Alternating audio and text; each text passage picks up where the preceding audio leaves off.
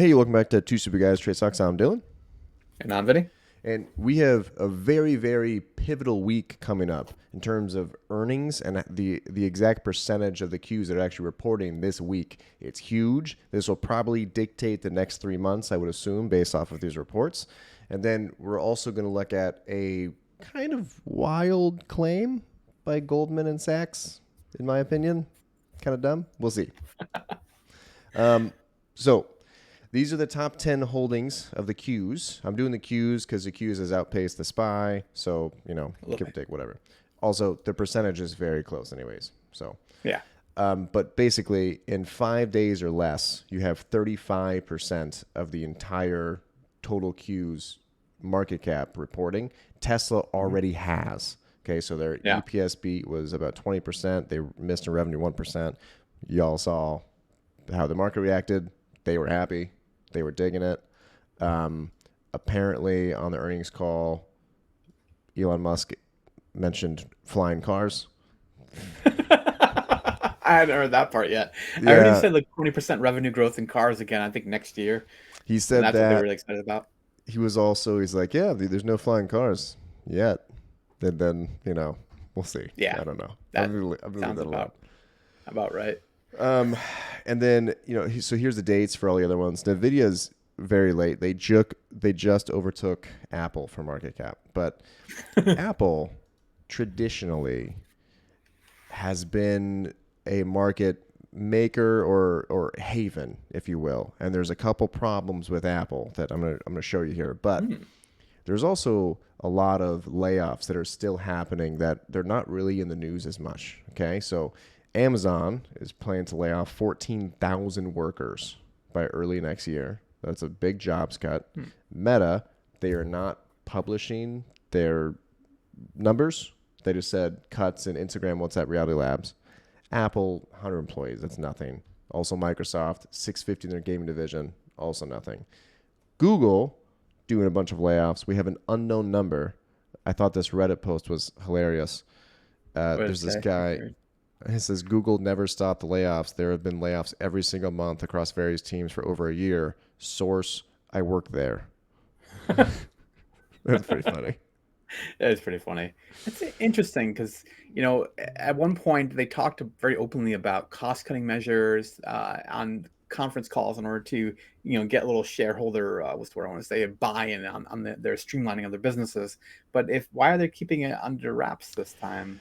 So I will say I don't put a lot of weight in minor job cuts in tech because that seems to be a way of the culture now. I don't necessarily agree or disagree with it, but it seems like you have a big hiring a year and then cutting 20% the next year, and then it's just kind of a very competitive market. So like Apple's low numbers, Meta's low numbers, I don't really put anything to that.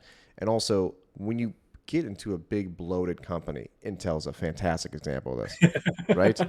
You Yeah, they're you, chief you of look at bloat. Intel's numbers of employees versus AMD. I did this before. I think Intel was like 600% more, but the market, I Mm, mean, it's a nightmare. They have like I mean, 20,000 just HR employees, whatever it was. It don't was it forget, was an insane amount. Intel is their own foundry as well. So like I think it's not exactly a No, fair no, no. comparison, but This is yes, before they're that. This is like 3 years ago. well, no, they were still making their own chips in house though. True, but hold on. They're still having an HR staff, which I'm gonna lay off that. They have too many HR staff. Let's just go with that. Oh, I'm sure, 100%. Way too many. Now, so Apple, usually a safe haven for the market. Now it's NVIDIA. It's been a little bit different. But Apple's reporting earnings, this is the one that I'm most excited for because I feel like it will be the most telling out of all the companies reporting. They have released that they may stop producing Vision Pro by early next month. It's not going as well as they were thinking. Granted, it's a little bit of a niche product. It's Yeah, $3,500. It's and it's crazy expensive. expensive. Yeah. There was lower iPhone sales. Turns out people don't care about a slightly better camera every year where everything else is the same. But China numbers came out and they were actually higher than anticipated. So it's kind of a mixed bag. No one knows what's going to happen. But I'm telling you, this is the most important one. If they do well, I don't think we're going to have a rough landing anymore. The soft landing is looking more and more accurate. Okay. Wow. Uh, Here's the Qs. You know, killing it as usual. Just kind of a straight upward slide. I just want to look at a couple indicators that I've seen Goldman and some other channels talk about. I get the Buffett indicator. I understand it. I don't think it's relevant anymore. It doesn't work because it does not take into account globalization or international business. It's just US GDP. So, Hmm. like, once again, AMD as a great example. I think, like, I'm going to get this wrong. Like 20% of the revenue is China or something crazy like that, which is not reflected in American GDP. So, whatever. Um, what the big other one that people talk about is the price to earnings model, where we are horribly overvalued. Mm. So it's looking like we should have a correction.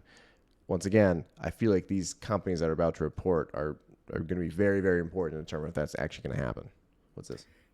Yeah, I mean, I don't know. Do you want to talk about the Goldman thing first, and then I'll talk about Yeah. this because they kind of go hand in hand. So Goldman came out. I'm going to tell you how they got this number. It's really difficult math. They came out and they said, hey, they're probably only going to earn 3% annually over the next decade, right? Because we've been enjoying returns. This is when you adjust for inflation and dividends, we've been getting on average about 13% over the last 10 years, okay? Now, historically, we get about 8. That's with inflation adjusted and Okay. dividends. If you don't do inflation, I think it's 10 and a half. Yeah, Yeah. yeah, I think exactly. Yeah, so Yeah. when I You do have to do retirement inflation. calculations, I usually use 7%, which is Yeah. my net of inflation, stock market return number. So the funny thing that everyone's talking about here is, so if it's usually 8 and we got 13, well, 13 minus 8 is 5. So that means 8 minus 5 is 3. We're going to have 3% for the next 10 years if we had 13 the Perfect. previous 10 years to keep that 8 average. Oh yeah, That's yeah. exactly how they got this. I'm convinced. That's all they did. They just did a whole Wow. article on this. I mean, that'd be interesting. I don't know if you want to go back to the previous slide then. So one of the ways to look at it, this is a chart showing you the 10-year returns based upon the stock market PE, and it's trying to draw a correlational, kind of correlation between the valuation of the stock market and what the returns in the future are. So as we get towards higher valuations, we'll get down towards like that 40 PE ratio. You actually see we have negative returns over the next 10 years, right? Whereas when we have a stock market PE is closer to 10, we actually have fantastic returns over the next 10 years, closer to 20% sometimes.